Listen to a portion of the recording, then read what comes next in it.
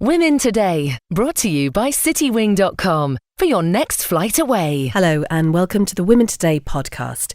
This week, from horse riding and sanitary products to Second World War internees and the performing arts, I think it's fair to say this show is pretty varied. Today we are talking about allergies and specifically what it's like to live with severe allergies and anaphylaxis. We're joined in the studio by James and Suzanne Greenhalgh, who've set up a support group over here after the experience they've had with their eldest son. Now, before we hear a little bit about him, James, just outline what it's like to live with somebody with severe allergies, first of all. When you first encounter the problems, before you know anything, it's really unnerving. You have no idea what's going on with your child.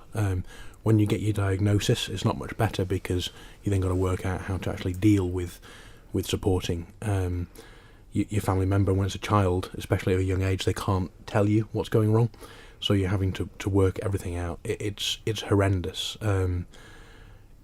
Everything that he could come into contact could potentially have killed him if he was allergic to it, and they can't give you tests for everything to say what is and isn't.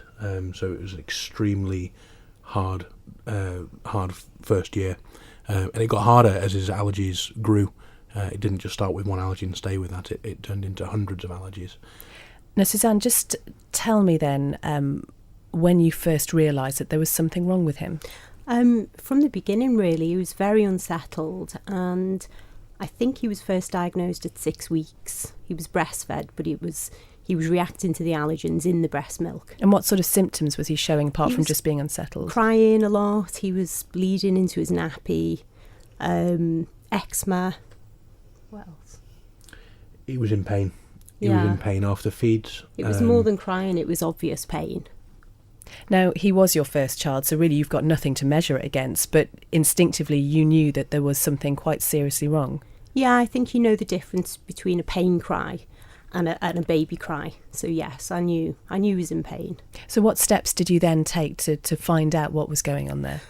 Well, we'd been to the GP a few times, and eventually we went to see a specialist in London who diagnosed cow's milk allergy.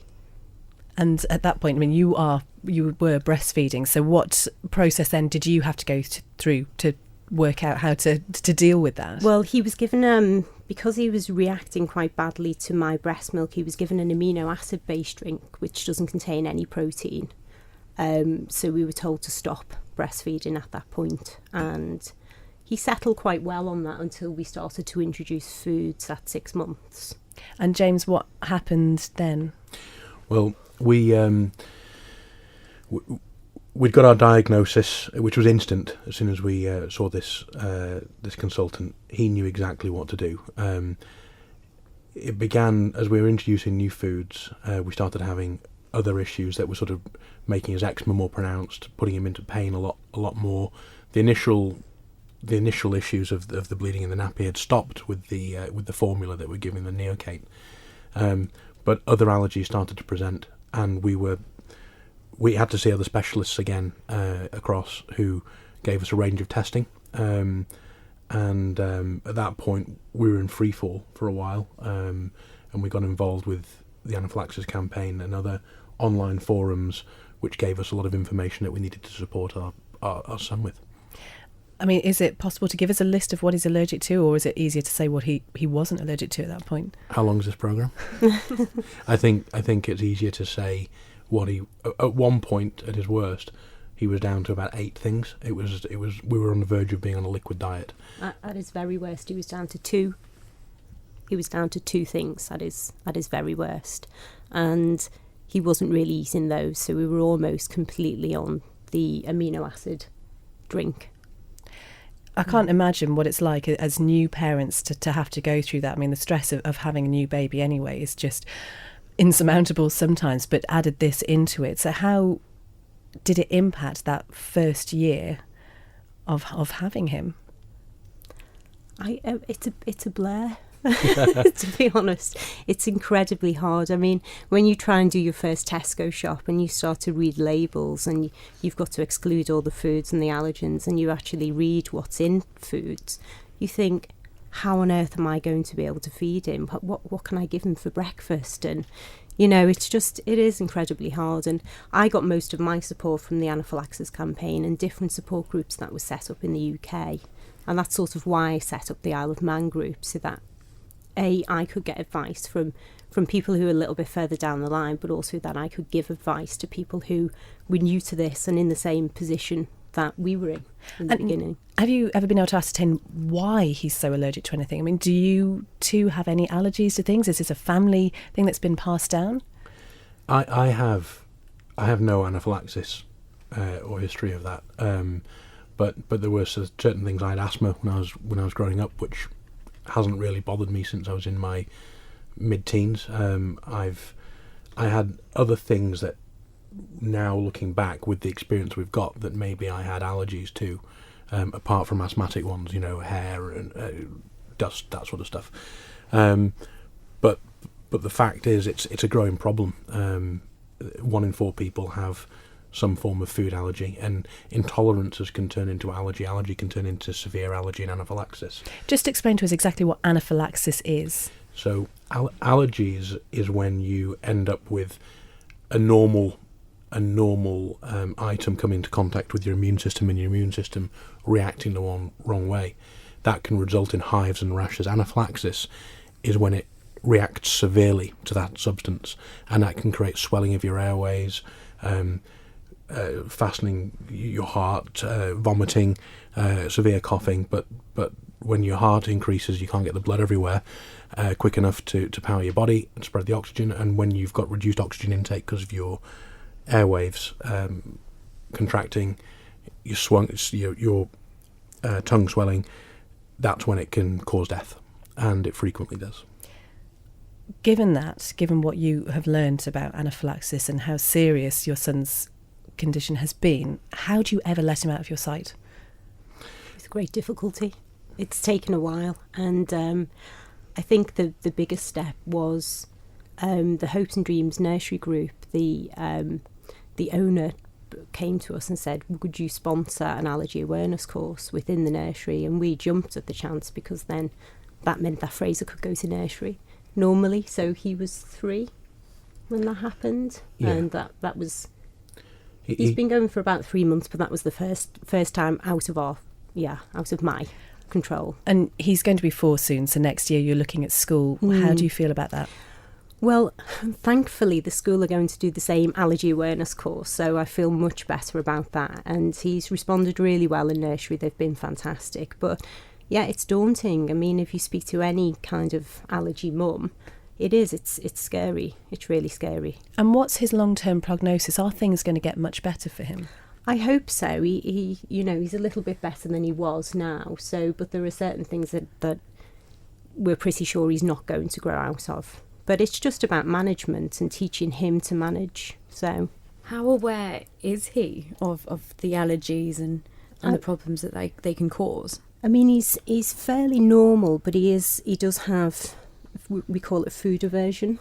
So he's not in love with food, and it's made him quite poorly quite a few times. So he's quite cautious when he tries something new. He'll put it on his tongue. He'll check his tongue doesn't tingle, because he gets the reaction first, and then he'll try something. But socially, I think he's still unaware at the moment. Although occasionally we could tell him, you can't have that particular cake because it'll make him feel itchy or ouchy, and he'll understand that that's the case. Sometimes he'll get a bit upset about that, but normally he's quite good to understand at this stage. Friend or Foe, an exhibition commemorating the arrival of Second World War internees on the Isle of Man, opened in Port Erin yesterday evening. We heard about this on the programme a couple of weeks ago. There was a special guest of honour in attendance last night. On May the 29th, 1940, over 4,000 women and children arrived in Port Erin and Port St Mary, and Catherine Halgarten was one of the youngest. She's now 76, she's returned to the island for the first time, and Kate had the pleasure of meeting her. You know what, it was completely random arrangement. You'd go in front of a tribunal, you'd either be interned or not interned. Nobody knew why, nobody knew for how long, and suddenly then one was released. And where were your family from originally? They came from Hamburg, and my father came first in 1938, and My mother came later, and I was just born in Britain. Now, your father was interned in Ramsey, but you stayed with your mother here in Port Erin. Yes, that's right. No, you were only 1 year old. I can't imagine you have any memories of being here. I have stories of stories. The worst of the experience, and then I'll come on to the best. The worst of the experience was that they never knew when they were going to be released, that it was without term at His Majesty's pleasure. And now in Britain we still have that system. We can lock people up. We're the only country in Europe where we can lock people up for years on end with no prospect of knowing when they're going to be released. And we're the only country in Europe that does that. And the best was the friendship, the fellowship. And for my mother, she wrote later in her book, when she wrote about Holloway Prison, she said the leisure to experience an interior life and the leisure to write, because she was a writer. But she also set up the service exchange, which was an exchange of services. So you would come and do my hair and get a token, and I would arrange dressmaking or give you English lessons and get a token. And this was a camp currency, and it was a very successful scheme. And what do you think it was like for your mother having a child with her, having you with her? Wonderful. I was sent around the camp with a small notice attached to my front that said, "Don't kiss me, don't feed me," because there were many mothers there who'd had to leave their children behind with relatives. And when they saw a small body, they just wanted to cuddle me. So for my mother, I think it would have been quite different without me. You've obviously, as you say, heard stories about your time here. How did your mum reminisce about it? Did she look back fondly? Yes. She looked back fondly that it was a necessary thing, and I think you have to realise for German Jewish refugees what could be better. But also London was in the Blitz. They were living in half a bedroom, shifting around with relatives and with friends. And here it was tranquil, it was peaceful, there was the seaside. 1940 was the hottest summer on record. Nobody knew about skin cancer. We just played on the beach. And did your parents have chance to meet up? In the beginning not, but after a while, married couples met once a month in a cafe and sat and had a cup of tea together, held hands and invented what they might do if they weren't holding hands. You've decided to come back. This is your first time back here on the Isle of Man. Well, I didn't realise it was back until this morning we saw the train and I realised I came on that train and it is back. And I have been here before, so I'm really pleased that we came and that we did it. Why did you decide it was something that you wanted to do? I was talking to David Wertheim, who told me about the meeting, and I didn't decide. My mouth suddenly said before my brain caught up, "Oh, I think we'll come. Would it be okay?" And he said, "I think it'd be good. Let me ask." So it was my heart that decided rather than my brain. And you say you want to say thank you to the women of the Isle of Man. Yes. One of the things that we've come here for, Lily and Carla and I, is because we want to say thank you to the women, and it was the women of the Isle of Man who took us into their hotels and their homes, who sorted out the difficulties, and they were subject to rationing. Their menfolk were at sea or fighting. They weren't leading the easiest of lives. And they made our lives safe and tranquil and gave us an experience. And these are the people I wish to thank for what they did for our security. As you mentioned, you have brought your granddaughters with you. Yes. Why did you decide to bring them along? I have 11 grandchildren, and these are the two that I chose to come with me because they're interested in family and in history, as the others are too, and because when we here have the 150th anniversary, they will come with their grandchildren. And this is what history is, isn't it? Telling the stories, remembering the stories, and making them real. And is it a story, your time on the Isle of Man as an internee, is it a story that you have told throughout your life?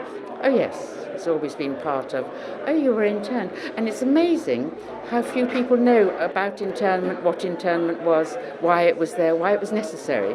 They think of it like a prison camp, but it wasn't a prison camp. It was a necessary thing to do in a time of chaos. That was Catherine Hallgarton, who was just 1 year old when she was interned here.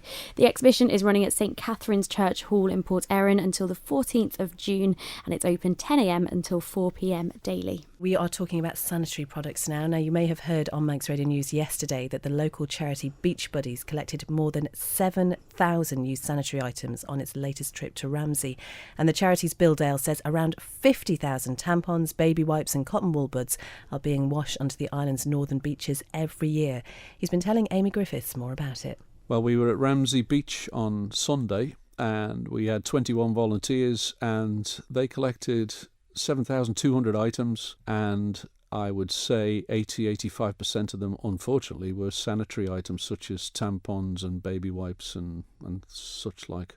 And I presume these have been deposited on the beach, having been flushed down the loo? Well, sadly, that has to be the reason.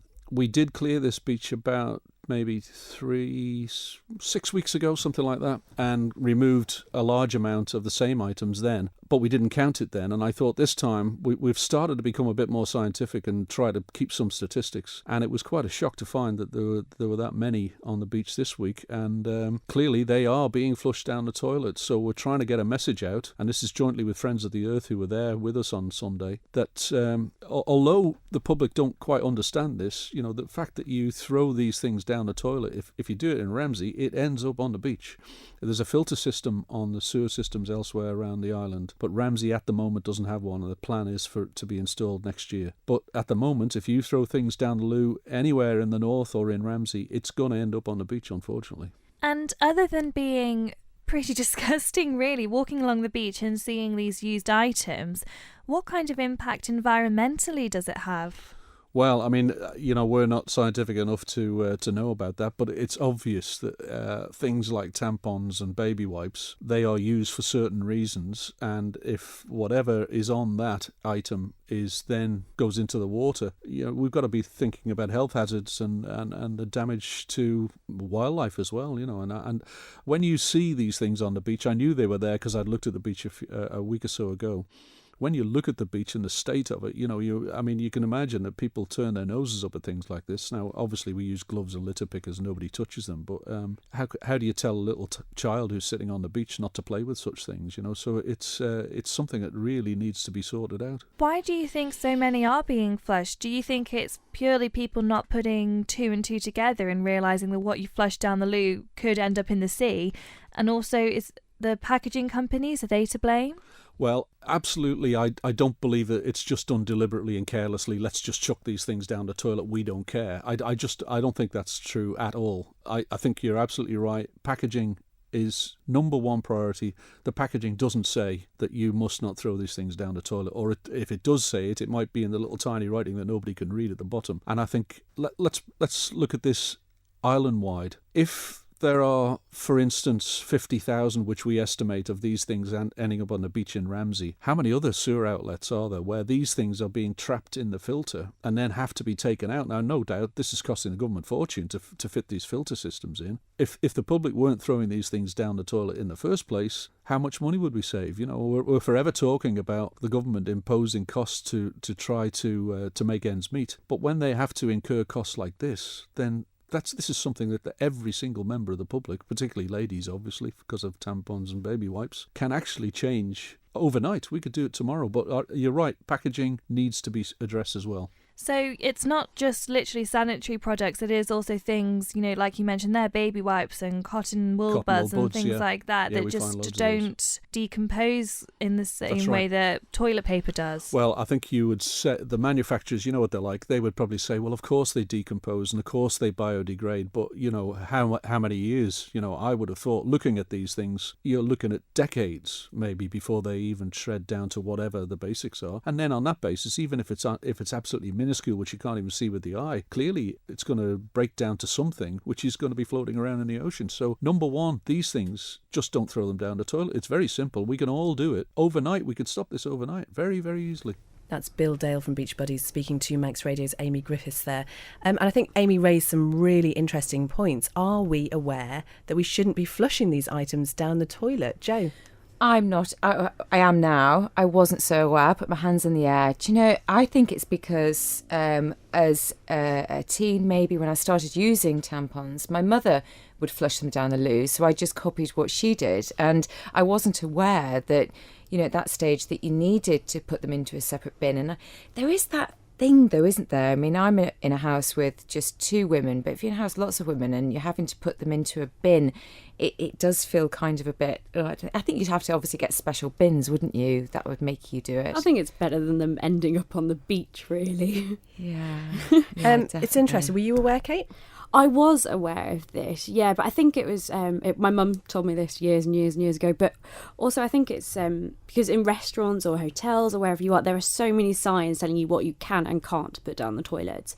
But I guess in your own home, you don't have those signs, do you? So maybe I that's don't know, it. but if you see a sign in a public place, why would you then put the same thing down your own toilet? You don't naturally think I've seen a sign in a restaurant, therefore I'm not going to do it at home. It's almost, sometimes I think you feel, because when you go to certain hotels, they don't have very good systems in them. So you actually just presume in your own house that you've got a great system that biodegrades itself. I mean, that was ridiculous saying it out loud, if I'm honest. It's interesting to think about things like baby wipes, because I wonder how many people just assume that they are just the same as toilet roll. Yeah, and there's toilet wipes. I mean, I know when bringing up the children, what's it called, kazoo or kadoo, or there was like this frog and there was these wipes, and you know, it would make it that much easier to, and they were called, obviously they're called toilet wipes, so therefore you just think just to put them down the toilet. But aren't they different to baby wipes though? Are they a different Apparently they also block everything up, and they're the same, and they would come out the system just the same. I think it's fair to say there is a warning on the packaging of things like tampons saying that you shouldn't throw them down the toilet. How clear that is, I guess, is up for debate. Well, you're looking at me, obviously saying that, so it's obviously not that clear.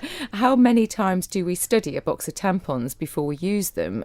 You know, it needs to maybe be a little bit bigger as a marketing thing. Sarah, how aware were you of this?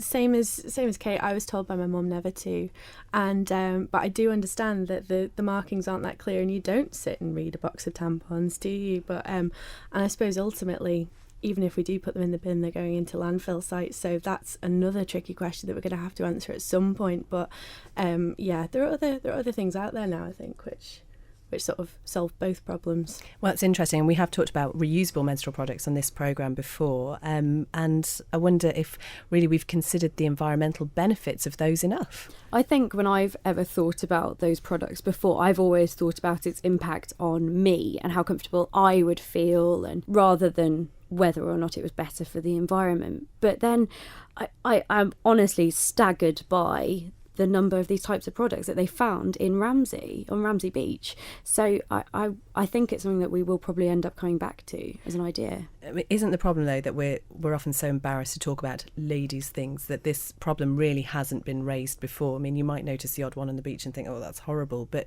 nobody's actually come out there and said, do you know what, girls, don't do it. Yeah, it's time we did, isn't it? So having more discussions like this, I think, would really help that. And also, you know, if you don't believe it, go and help beach buddies and clear at the beach, because that will change your opinion of it. Well, it's certainly changed mine. Susie has sent us a message to say, in towns and cities, you put stuff down the loo without thought. I was under the impression that there was some sort of filtration system before it ended up in the sea. I had no idea. Not that I flush at anything, but I'm still shocked. And I'm amazed to hear that actually how little filtration system there is in Ramsey. You're listening to Women Today on Manx Radio. It's coming up to 2:30. Just some notes about the competition. It is not Hound of the Baskervilles, Alison. And Catherine, you have now got the right answer. So if you have any other comments, then 166 177, or you can email Women Today on Manx Radio. Just another comment from James. Shame on those women of the island who were unaware what to do with soiled products. Quite frankly, I find Joe's response unbelievable for, I presume, an educated woman. We don't live in the third world. I am terribly sorry, and I have learnt, so at least I'm honest. In Thailand, the sewer pipes are very narrow, so you're asked to use the hose pipe type of appliance that hangs by the side of the toilet. It has a high-ish pressure jet to clean your bottom. You then dry yourself with toilet paper and place it in the bin.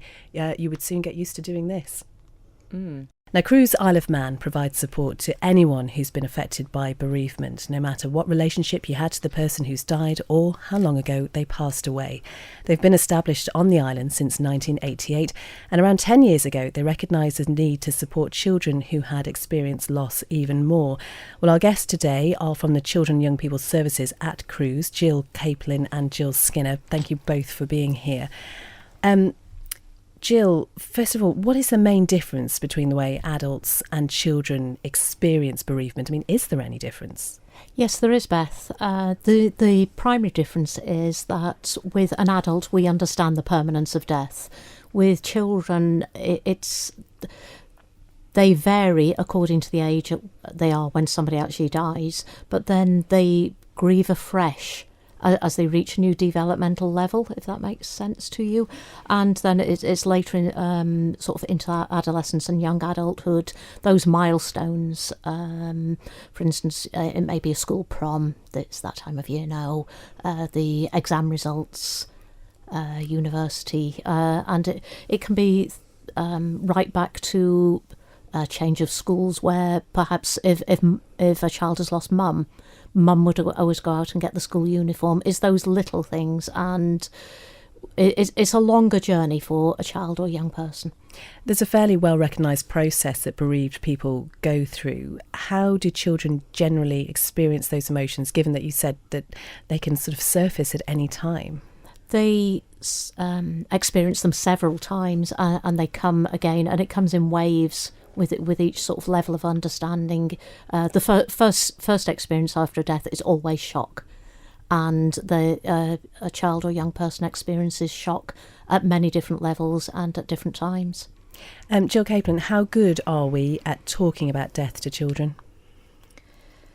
In general, I think people are scared because they don't want to upset the child, when it's actually what they need to do. The children need to talk to somebody who understands, and somebody who won't necessarily get upset. At what point do you think then that we need to introduce the notion of loss to children, even if they haven't experienced a death close to them? I think that's a difficult one, because quite a lot of children have pets, and they learn about death through pets. They know that their pet is not going to come back. Not every child has a pet, of course. So it is difficult because children are individuals, and the grieving is individual as well. I suppose this is a difficult one to answer as well, but I wonder what the best way of telling a child that someone close to them has died. It's not to try and wrap it up, really. To use words which explain, use the word dead and death, rather than go to sleep, they've gone to sleep or they're in a better place.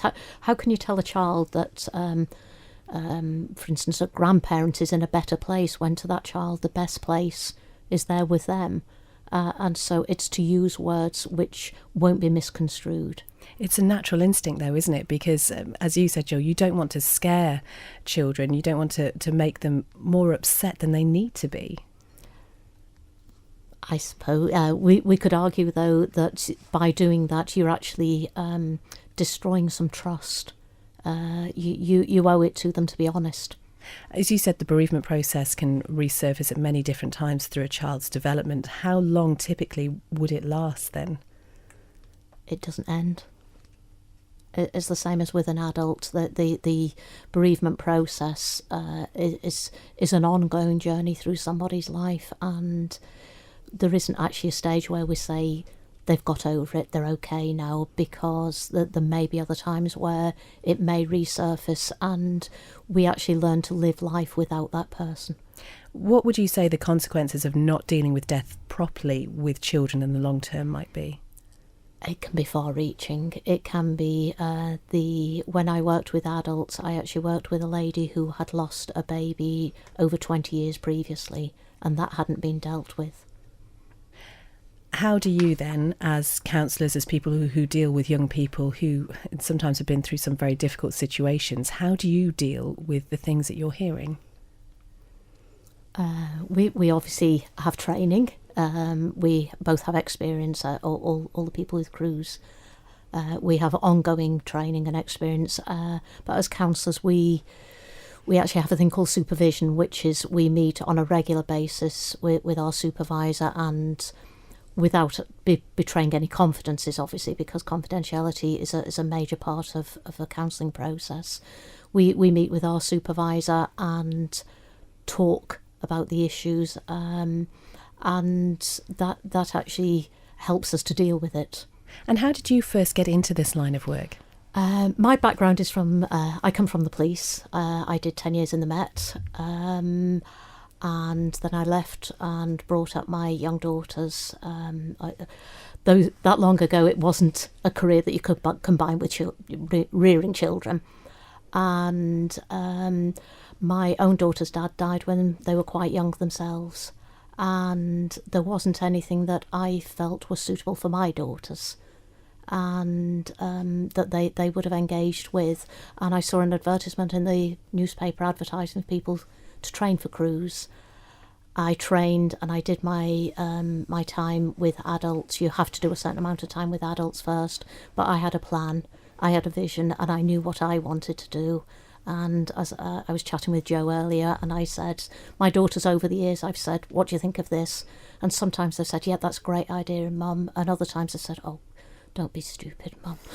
Really, just don't go there.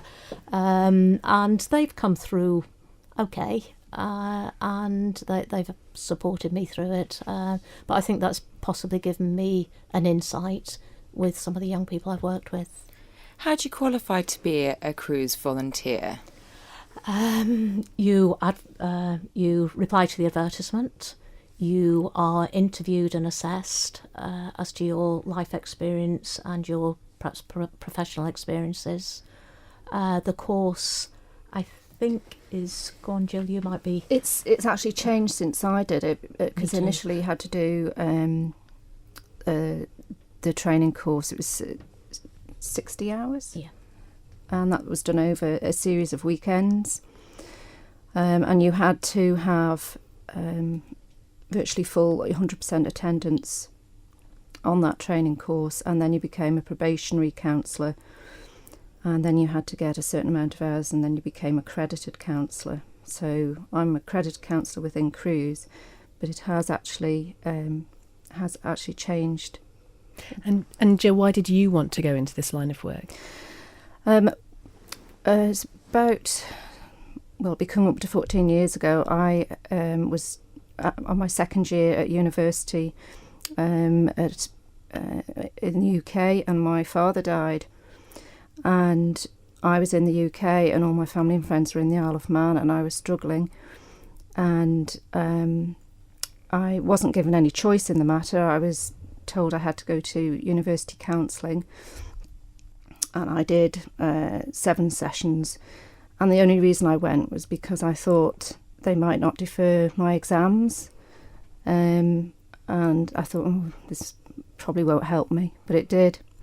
So I came back to the island, and I saw an advert in the paper for cruise volunteers, and it was one of those moments when it sort of jumped off the page at me, so I rang and I became involved with Cruise. And again, like other Jill and Jill. Sorry. That's okay.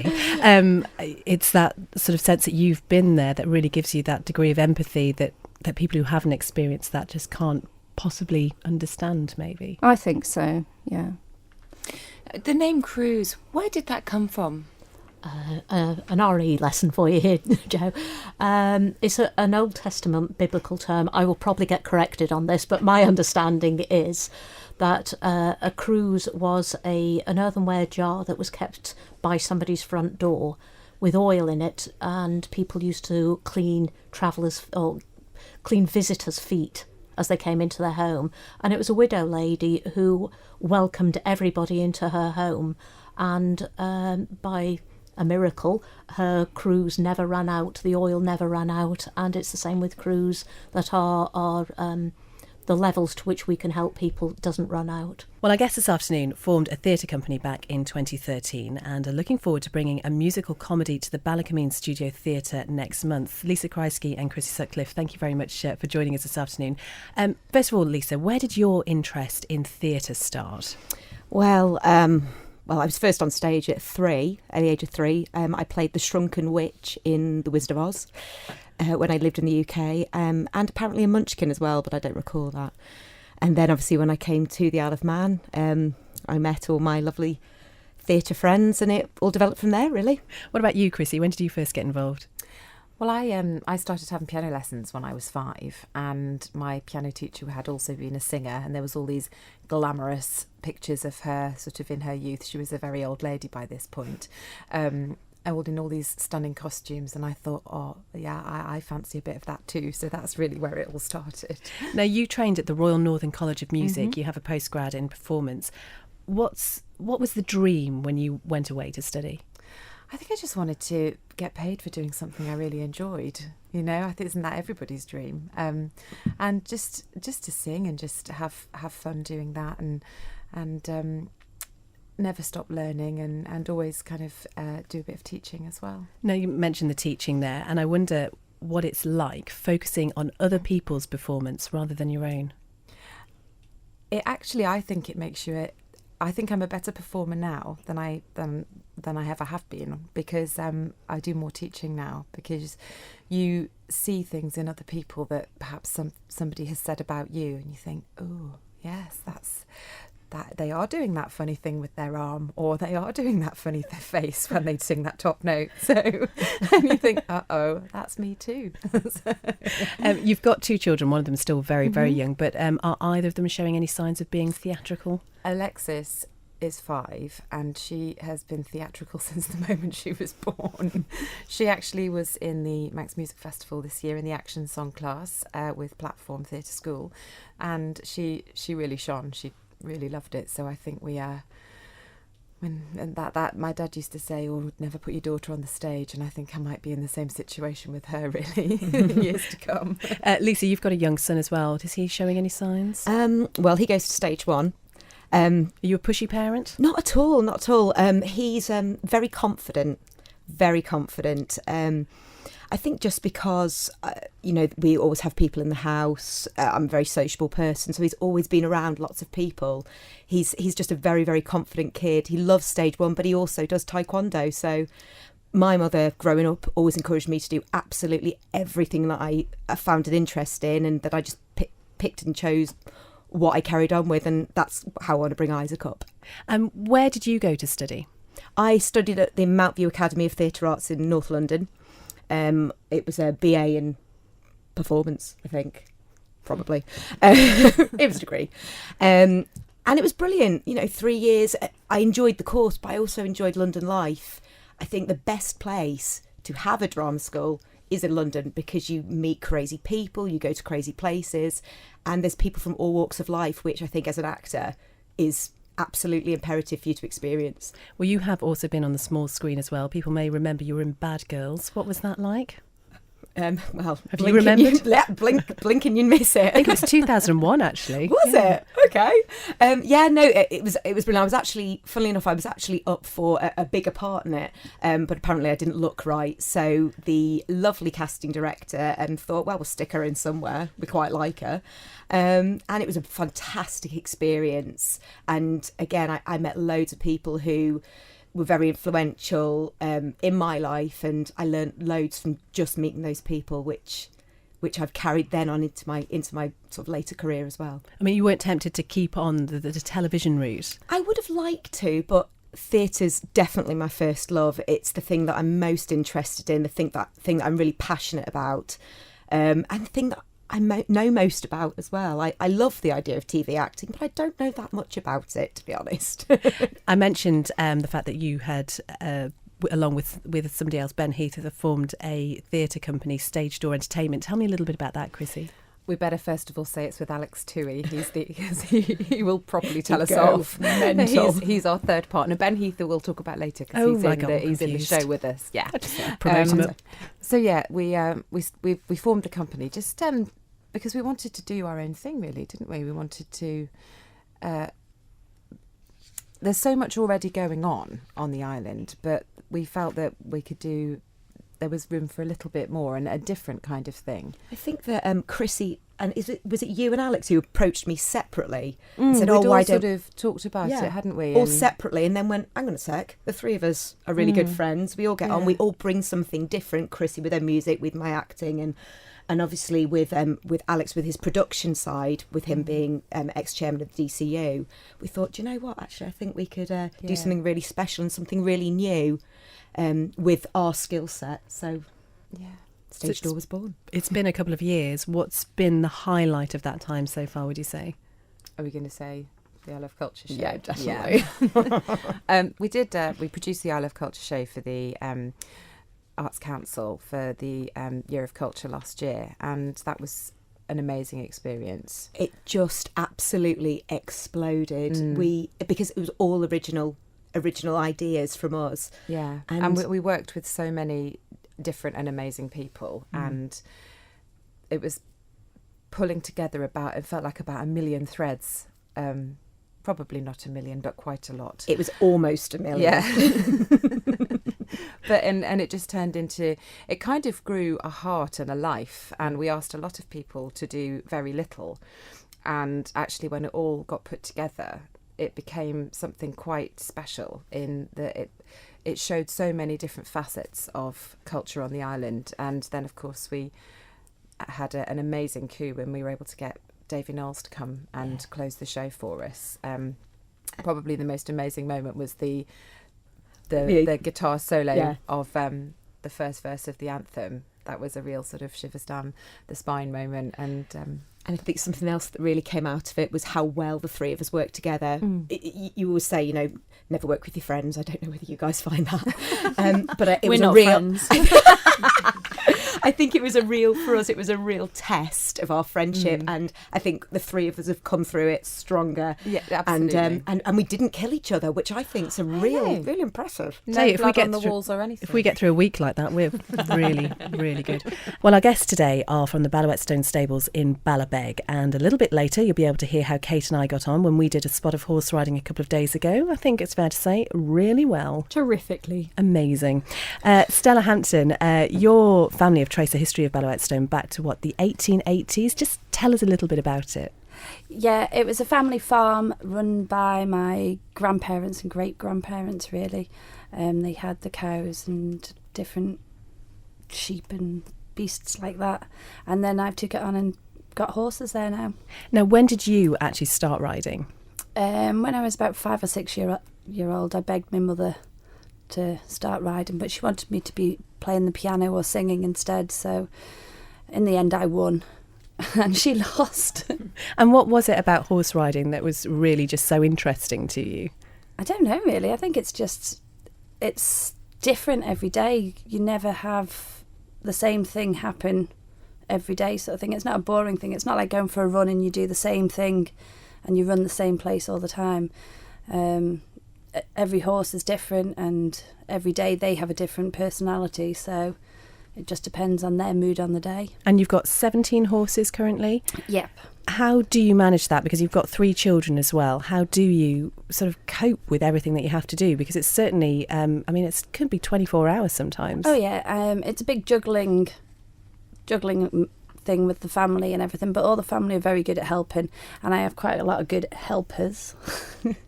And pointing to our other guest today, Emma Quick, how did you first get involved in the stable? I came down for a lesson with Stella, and we've found out that our sons were the same age and we'll be starting Arbury together.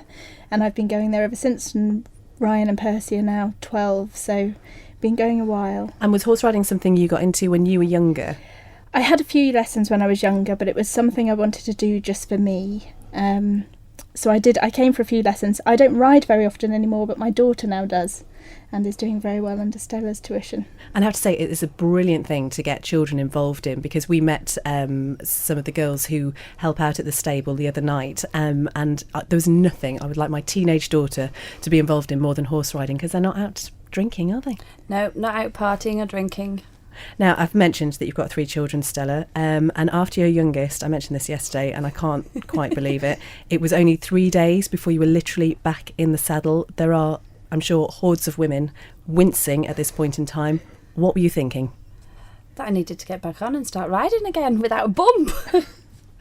I mean, you rode obviously all through your pregnancies. What's the medical advice about that? Because it was something that my muscles were used to, it was okay to carry it on, not to be stupid about it and do anything serious, but to just sort of have a hack around or whatever on a safe horse that you knew you were safe on. Then there was no problems with them riding. But you wouldn't take it up if you hadn't ridden before. You wouldn't sort of all of a sudden start riding whilst you were pregnant. Same as any sport or hobby, really. And it's interesting that you, when we were talking about this just before, you said it was okay for you to do it, but when you know that other people are in the early stages of pregnancy, you find that quite nerve-wracking. Yeah, and they're not allowed to get back on. Well, Stella Hampton and Emma Quirk, thank you very much for being our guests this afternoon. As I say, we will hear your critique, I suppose, of our performance the other night, but I'm sure you'll think we did very well. Yes, you did very, very well. Thank you very much. How are you feeling, Kate? I am nervous. I'd forgotten how big horses are. We're so little. But it's actually quite exciting. I've been so excited about this. I do feel a little bit like a child. I'm hoping for a Shetland pony. Absolutely. I'm just jealous that you've turned up in your jodhpurs and your horse jumper, and I feel a bit of a fraud in jeans. You're doing very, very well. Very natural up there. Sit, try and keep those legs back on his belly though, Beth. That's it. Now, can you remember how to trot? You have to stand up and sit down. Can you remember how to trot? Just use your legs, not use your hands. Yep, are you ready? Very good, though. You've got the rhythm there now. Try and copy Beth on the rhythm. Push up and down. That's it. Really use both legs. That's it. Come on, Kate. Use these legs. So, Molly, you have been coming here for how long? 6 years. And what is it about horse riding for you? What first got you into it? My mum bought some certificates off Stella for free pony days, so I came on them and then I kept coming for lessons. And how often did you come up here? Every day except every other Monday and Thursday. Every day, that's amazing. So have you got a particular favourite horse? Marble, who's a little grey, he's out there, and Minstrel. And do you do competing? Yes, sometimes Stella takes me and my friend Georgia out and we compete and have lessons away and stuff like that. Okay, Kate, so it's over. We survived and we didn't fall off. Just about survived. Did you have fun? I absolutely loved it, but I remember why I don't go horse riding, because I am massively allergic to horses. Beth, you have hives. It's just ridiculous. I can't believe it. Oh, I actually find that quite upsetting. You were really good. You were good too. You liar. Thanks as always to our amazing guests. And as ever, it's never too late for you to get involved. Head over to Facebook, find the Women Today Facebook page, and you can comment there, or you can follow us at MR Women Today on Twitter. And you can listen again to the full programmes on manxradio.com or join us every weekday live from just after 2:00. Women Today, brought to you by citywing.com for your next flight away.